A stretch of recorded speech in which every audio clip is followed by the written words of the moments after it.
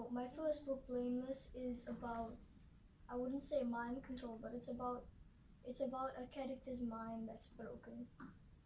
As in, the character is manipulated in many different kinds of ways, and it's sort of how he frees himself from the manipulation.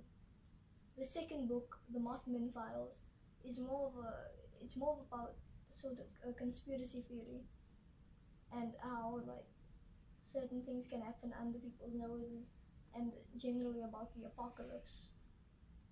And about me, when I wrote the first book, it was on my father's broken iPhone. I wrote the book not thinking that it would go anywhere, just for myself generally, and I shared it with my parents. And it's all thanks to my mother and my father and my family that I'm here today, and that they took interest in the book and they actually made it something. So I thank them for that. And then with the second book, when I was writing it, I was very inspired, and I want to only improve from the second book.